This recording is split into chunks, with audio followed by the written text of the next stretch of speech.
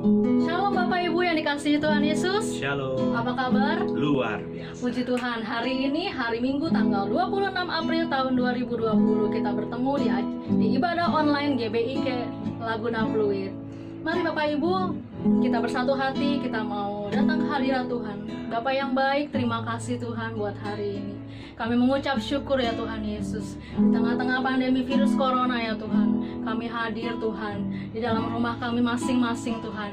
Kami bersyukur Tuhan Yesus, dan kami percaya Tuhan hadirat-Mu nyata di setiap rumah demi rumah. Kami percaya Tuhan Yesus, lawatan Tuhan terjadi atas keluarga demi keluarga. Terima kasih Tuhan Yesus, terima kasih.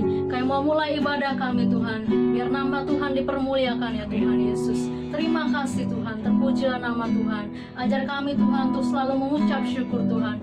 Ajar kami Tuhan untuk selalu Tuhan mengatakan Engkau baik Tuhan. Terima kasih dan terima kasih Tuhan Yesus. Terima kasih Tuhan, terpujilah nama-Mu Tuhan. Kau Tuhan yang selamatkanku. Terima kasih Yesus. Kau Tuhan yang pulihkanku. Terima kasih. Kau Tuhan yang sembuhkanku. Kau Tuhan yang sembuhkanku. Terima kasih Yesus. Kau Tuhan memberkatiku. Terima kasih. Segala pujian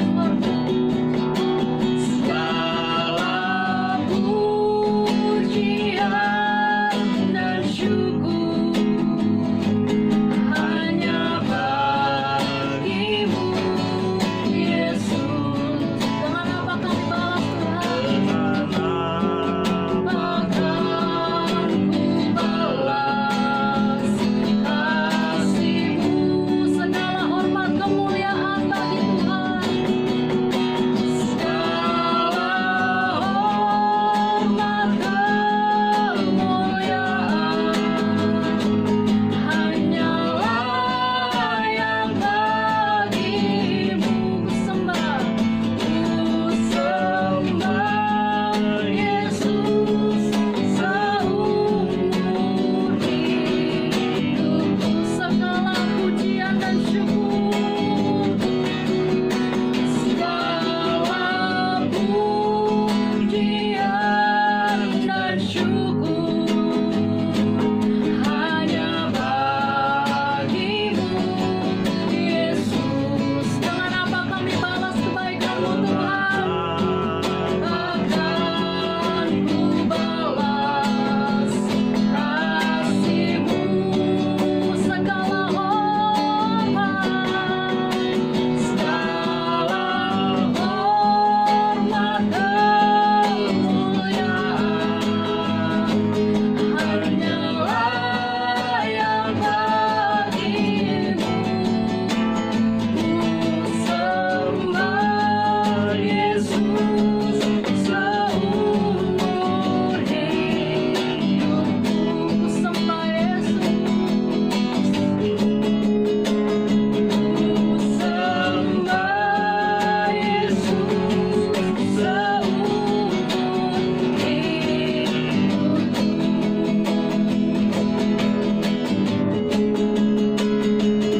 Ku sembah Yesus seumur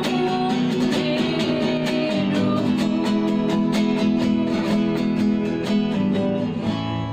Mari Bapak Ibu kita satukan hati, kita berdoa syafaat. Bapa yang baik, terima kasih Tuhan untuk hari ini. Kami mengucap syukur Tuhan.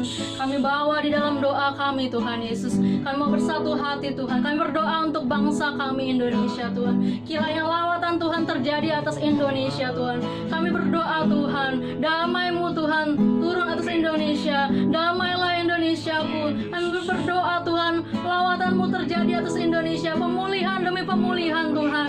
Terima kasih Tuhan, terima kasih. Engkau yang memberkati bangsa kami Tuhan, pemimpin negeri kami Tuhan, Engkau urapi ya Tuhan. Engkau berikan hikmat daripada Engkau Tuhan. Presiden, wakil presiden, kepala daerah semua Tuhan, mereka yang terlibat Tuhan untuk membangun negeri kami Tuhan, biar kiranya Kau berikan hikmat mereka Tuhan, untuk mereka dapat menjalankan Tuhan tugas-tugas mereka Tuhan. Terima kasih Tuhan, terima kasih. Yang berdoa Tuhan buat gereja-gereja-Mu Tuhan, biar Tuhan Engkau sendiri ya Tuhan, biar ada kesatuan hati untuk setiap gereja-gereja-Mu Tuhan. Berkati setiap hamba-hamba-Mu Tuhan Yesus. Kiranya tangan Tuhan yang menyatukan mereka Tuhan, Engkau ya Tuhan Yesus yang memulihkan keadaan daripada hamba-hamba-Mu Tuhan. Agar Tuhan, agar kiranya Tuhan ada kesatuan hati Tuhan atas hamba-hamba-Mu Tuhan. Kami berdoa buat gereja GBI ya Tuhan, kiranya Engkau berkati gereja GBI ya Tuhan. Terima kasih Tuhan. Kami berdoa buat gembala sidang kami Bapak Niko Nyoto Raharjo Tuhan, kiranya Tuhan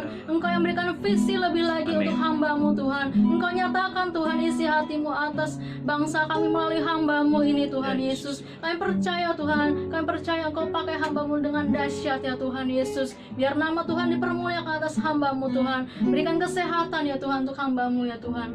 Kami juga berdoa buat gembala kami Tuhan, Bapak Ajis Ghazali Tuhan. Kiranya tangan Tuhan yang menjamah kehidupannya Tuhan, memberkati seluruh kehidupannya Tuhan Yesus. Keluarga besar ya Tuhan, Engkau yang turut campur tangan Tuhan, segala apapun yang menjadi keperluan daripada hamba-Mu Tuhan yang cukupi Tuhan Yesus. Terima kasih Tuhan, terpujilah nama-Mu ya Tuhan.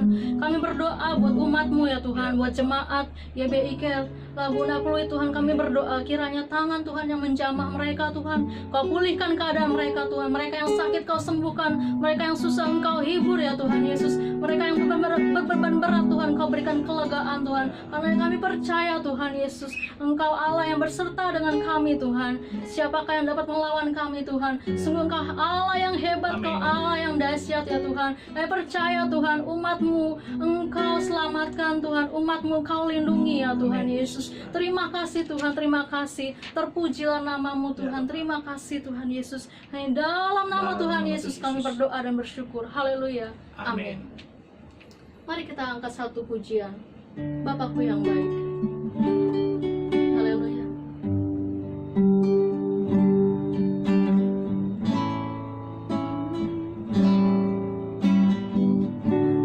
Bapakku yang baik, Kau yang sangat kucinta Tuhan, Kau sangat kucinta, lebih dari segalanya Tuhan, lebih dari segala.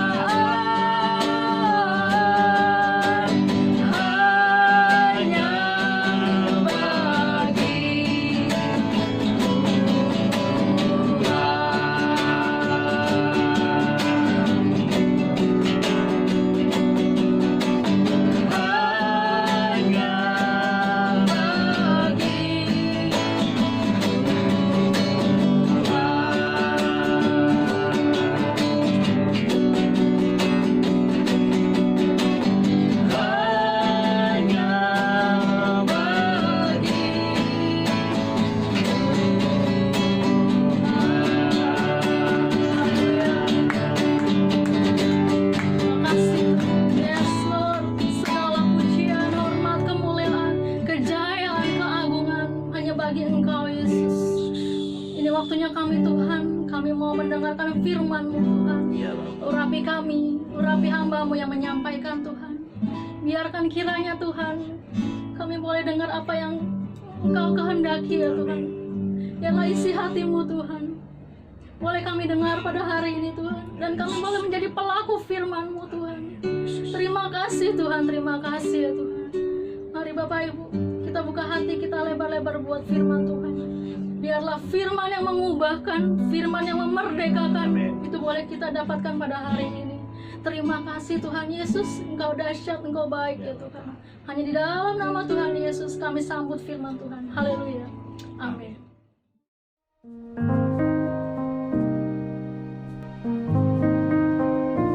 Shalom semuanya.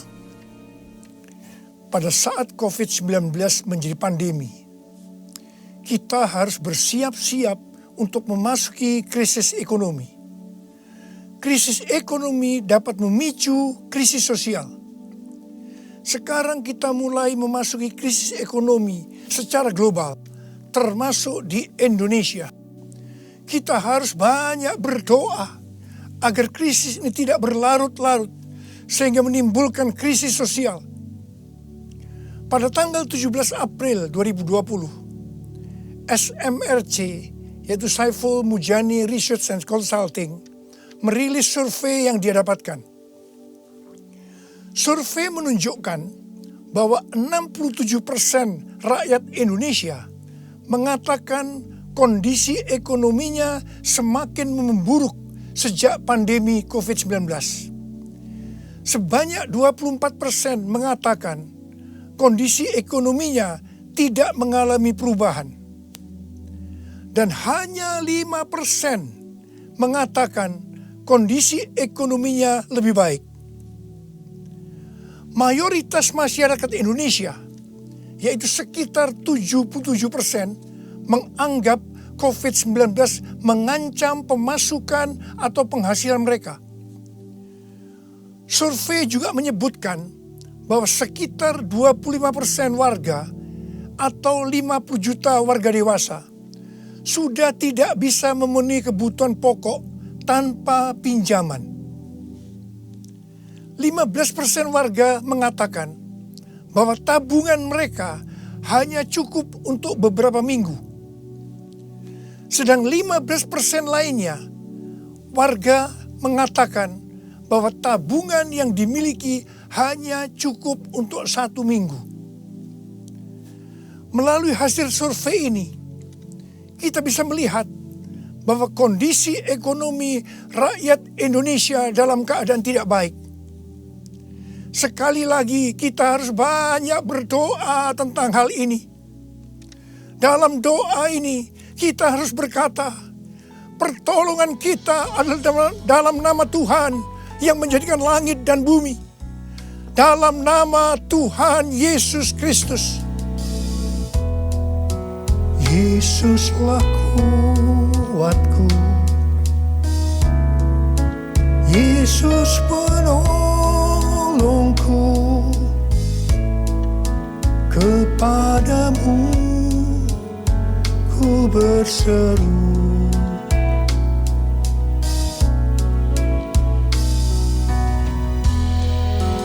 Yesus perisaiku, ku serahkan hidupku. Yesuslah segalanya bagiku. Yesuslah segalanya bagiku.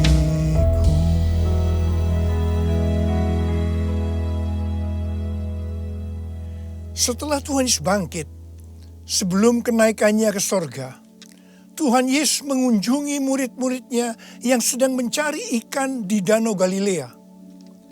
7 murid Tuhan Yesus, termasuk Petrus, Yohanes, dan Yakobus, sedang berkumpul dalam keadaan tergoncang akibat kematian Tuhan Yesus.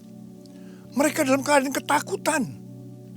Secara ekonomi, mereka juga tergoncang karena biasanya mereka selalu bersama-sama dengan Tuhan Yesus. Mereka kembali ke Galilea dan mencari ikan untuk kehidupan mereka. Pada saat itu, mereka sepakat untuk mencari ikan. Alkitab mengatakan bahwa semalam-malaman mereka mencari ikan, tetapi mereka tidak mendapatkannya. Mereka tambah frustasi. Tiba-tiba dari darat ada suara yang berkata, "Hai anak-anak, adakah engkau mempunyai lauk pauk?" Dengan kesal mereka menjawab, "Tidak ada." Mereka semua tidak tahu kalau yang bertanya itu adalah Tuhan Yesus. Tuhan Yesus melanjutkan dengan berkata, "Kalau begitu, tebarkan jalamu di sebelah kanan perahu, maka engkau akan mendapat ikan." Perintah ini sebenarnya tidak masuk akal karena alasan pertama, hari sudah siang. Mencari ikan di Danau Galilea harus malam hari. Alasan yang kedua, jarak perahu dengan pantai hanya sekitar 200 hasta, yaitu sekitar 90 meter. Jadi tempat itu adalah tempat yang relatif dangkal. Padahal biasanya ikan ada di tempat yang relatif dalam. Tetapi mereka taat kepada suara itu. Meskipun mereka tidak tahu bahwa itu adalah suara Tuhan Yesus. Setelah mereka melemparkan jala di sebelah kanan perahu, apa yang terjadi? Mereka mendapatkan 153 ekor ikan besar-besar. Baru setelah itu mereka sadar bahwa yang menyuruh mereka adalah Tuhan Yesus. Pertanyaannya, mengapa mereka tetap taat meskipun mereka tidak tahu bahwa itu Tuhan Yesus? Jawabannya adalah karena mereka hidupnya intim dengan Tuhan Yesus.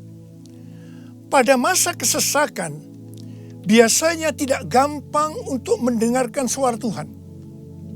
Tetapi orang yang hidupnya intim dengan Tuhan, mereka tetap bisa membedakan bahwa ini suara Tuhan, meskipun samar-samar. Suara ini adalah suara yang sering dia dengar, yang memberi tuntunan, memberitahu apa yang harus dilakukan.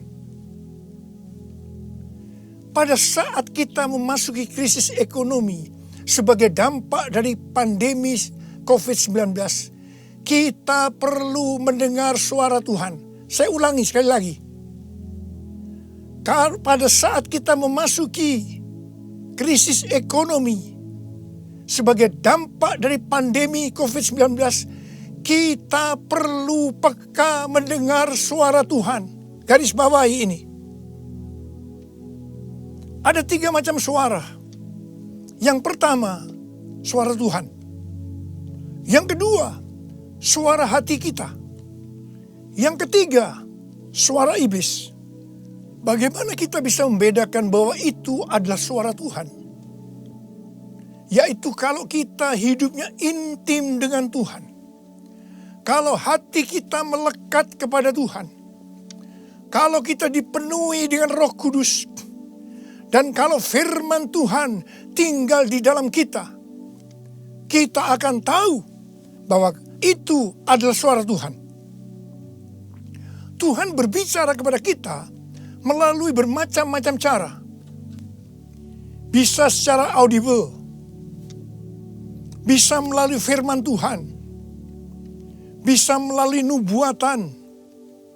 Bisa melalui penglihatan. Bisa melalui mimpi. Bisa melalui peristiwa-peristiwa yang terjadi. Baik secara umum maupun yang ada di sekeliling kita. Dan lain-lainnya. Bagaimana kita bisa mengenali suara Tuhan? Sekali lagi saya katakan bahwa kita akan tahu kalau itu suara Tuhan. Kalau hidup kita intim dengan Tuhan. Kalau hati kita melekat kepada Tuhan. Kalau hidup kita dipenuhi Roh Kudus. Dan kalau firman Tuhan tinggal di dalam kita. Tuhan Yesus sangat menekankan kehidupan orang percaya yang dipimpin oleh Roh Kudus. Ini merupakan kunci kemenangan dalam kehidupan orang percaya. Sebelum Tuhan Yesus naik ke sorga, dia memberikan pesan terakhir kepada murid-muridnya dalam Kisah Para Rasul 1 ayat 8. Tetapi kamu akan menerima kuasa kalau Roh Kudus turun ke atas kamu. Dan kamu akan menjadi saksiku di Yerusalem dan di seluruh Yudea dan Samaria dan sampai ke ujung bumi. Setelah Roh Kudus dicurahkan, mereka dipenuhi Roh Kudus dan dimulailah kehidupan yang dipimpin oleh Roh Kudus. Roh Kudus akan memberikan kepada kita perkataan untuk diucapkan dan kemampuan untuk melakukannya. Roh Kudus bukan hanya memimpin dalam kehidupan pribadi orang percaya, tetapi juga memimpin gerejanya. Dalam kehidupan bergereja, Tuhan menuntun melalui pemimpin rohani, yaitu gembala jemaat. Kepada para pemimpin jemaat, Roh Kudus menuntun untuk melakukan pekerjaan pelayanan dan melakukan amanat agung Tuhan Yesus. Sehingga gembala jemaat atau pemimpin rohani akan berkata, Tuhan berbicara kepada saya. Tuhan memerintahkan kepada saya. Hal yang seperti inilah yang saya lakukan selama 32 tahun dalam pelayanan saya. Setiap bulan Tuhan memberikan tuntunan. Dan kebanyakan tuntunan yang Tuhan berikan kepada saya, pada mulanya saya tidak mengerti. Tetapi saya percaya. Karena saya percaya, saya perkatakan tuntunan itu. Saya melakukan seperti apa yang Rasul Paulus lakukan. Karena aku percaya, maka aku berkata-kata. Kebanyakan juga tuntunan Tuhan sepertinya tidak masuk akal. Tidak bisa dimengerti. Seperti perintah Tuhan Yesus kepada murid-muridnya untuk mendapatkan ikan tadi. Tetapi yang saya lakukan, meskipun tidak masuk akal, meskipun tidak mengerti, saya tetap melakukannya. Begitu saya melakukannya, pengertian itu dibuka. Tema yang Tuhan berikan untuk tahun 2020 adalah tahun dimensi yang baru. Pada awal tahun dengan tuntunan Tuhan, saya berkata bahwa tahun ini untuk mencari nafkah tidak bisa dengan cara yang seperti biasanya, tetapi harus dengan cara Tuhan. Tuhan banyak memberikan ayat-ayat untuk menuntun kita mengenai hal itu. Di dalam Alkitab ada 2 kata supaya kita diberkati secara materi. Yang pertama, memberi. Yang kedua, menabur. Di dalam Lukas 6 ayat 38 dikatakan, berilah dan kamu akan diberi. Suatu takaran yang baik, yang dipadatkan, yang digoncang, dan yang tumpah keluar akan dicurahkan ke dalam ribaanmu. Sebab ukuran yang kau pakai untuk mengukur akan diukurkan kepadamu. Amsal 11 ayat 25 berkata, siapa banyak memberi berkat, diberi kelimpahan. Dan Amsal 19 ayat 17 berkata, siapa menaruh belas kasihan kepada orang yang lemah, memiutangi Tuhan yang akan membalas perbuatannya itu. Banyak yang mempunyai pengertian, sekali lagi saya mau katakan, banyak yang mempunyai pengertian bahwa ayat-ayat tersebut hanya diperuntukkan bagi orang yang kelebihan uang, bukan orang yang berkekurangan. Tetapi saya mau katakan bahwa ayat-ayat ini bukan hanya untuk orang yang kelebihan uang, tetapi juga orang yang kekurangan uang. Garis bawahi, pada waktu Tuhan Yesus melihat janda miskin yang mempersembahkan 2 peser ke dalam peti persembahan, Tuhan Yesus berkata, "Aku berkata kepadamu, sesungguhnya janda miskin ini memberi lebih banyak daripada semua orang itu. Sebab mereka semua memberi persembahannya dari kelimpahannya. Tetapi janda ini memberi dari kekurangannya. Bahkan ia memberi seluruh nafkahnya." Saya percaya bahwa Tuhan Yesus akan memberkati janda miskin ini berlimpah, limpah, limpah. Amin. Pada waktu Tuhan menyuruh Elia datang kepada janda Sarfat untuk menghidupi Elia pada masa kekeringan, janda Sarfat ini hanya memiliki tepung dan minyak untuk membuat roti yang terakhir baginya dan anaknya. Tetapi justru Elia berkata, dan saya percaya ini dari Tuhan, bahwa jika janda Sarfat itu memberikan sebagian roti itu kepadanya, maka minyak dan tepung tidak akan berkurang sampai berakhirnya masa kekeringan. Saya percaya itu tidak mudah bagi janda Sarfat untuk melakukannya. Tetapi yang jelas, janda Sarfat ini percaya apa yang dikatakan oleh Elia. Dan ketika dia bertindak, terjadilah seperti yang dikatakan oleh Elia, bahwa tepung dan minyak tidak berkurang sampai masa kekeringan itu selesai. Hal yang seperti inilah yang pernah saya alami. Saya menjadi seorang hamba Tuhan karena saya dipaksa oleh Tuhan. Karena saya berkali-kali mendapatkan panggilan itu, tetapi saya menolaknya. Supaya saya mau menjadi hamba Tuhan sepenuh waktu, Tuhan membuat saya menjadi bangkrut dan ditambahi hutang. Saya juga pernah mengalami kondisi di mana saya bingung, besok mau makan apa ya? Mungkin hal seperti ini yang sedang banyak dialami oleh orang-orang dalam krisis ekonomi saat ini. Saya ingat pada waktu saya diizinkan Tuhan mulai bisa menabung. Pada suatu hari Pak Rahim, seorang pendoa syafaat yang sekarang sudah bersama Bapa di sorga, datang ke rumah saya. Ketika saya berbincang-bincang dengan Pak Rahim, istri saya, Ibu Hermin, memanggil saya untuk masuk menemuinya. Saya masuk, dan dengan gemetar Ibu Hermin berkata bahwa dia mendapatkan penglihatan. Ini untuk pertama kali dalam hidupnya. Apa yang dia lihat?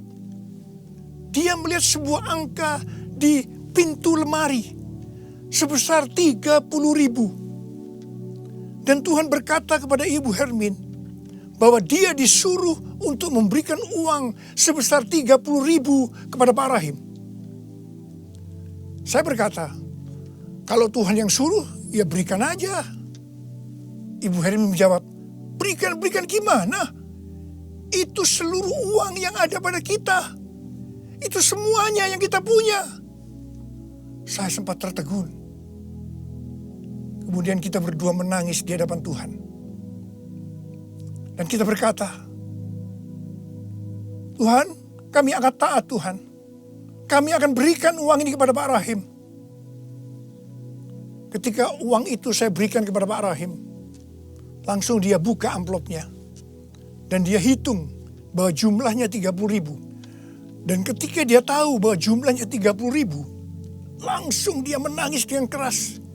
Ternyata sudah beberapa malam dia sujud kepada Tuhan di pelataran rumahnya, meminta uang kepada Tuhan sebesar 30.000 untuk membiayai 6 pendeta yang dari desa yang ada di rumahnya. Pada waktu itu saya sempat bertanya kepada Tuhan, Tuhan, kok mintanya kepada saya ya Tuhan? yang uangnya pas-pasan dan kadang-kadang masih kekurangan, kenapa tidak minta kepada yang kaya? Tuhan hanya mengingatkan saya kisah tentang janda Sarfat tadi. Saya percaya saya ada sebagaimana saya ada saat ini. Salah satunya karena saya melakukan itu. Mari, hari-hari ini kita akan bersatu melawan COVID-19 dan menabur untuk saudara-saudara kita yang terkena dampak. Karena itu, mari saudara-saudara yang sekarang mengalami dampak yang buruk dalam ekonomi akibat pandemi COVID-19 ini.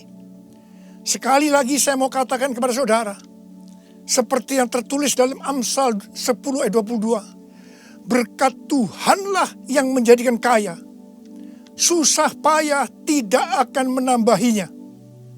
Kalau saudara hidup sesuai dengan firman Tuhan, maka saudara pasti akan diberkati oleh Tuhan berlimpah, limpah, limpah. Tuhan Yesus berkata, jangan kamu khawatir. Jangan kamu khawatir. Jangan kamu khawatir. Apa yang akan kamu makan?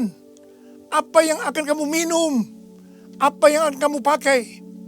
Semua itu dicari oleh bangsa-bangsa yang tidak mengenal Allah. Akan tetapi Bapamu yang di sorga tahu bahwa kamu memerlukan semuanya itu. Tetapi carilah dahulu kerajaan Allah dan kebenarannya. Maka semuanya itu akan ditambahkan kepadamu.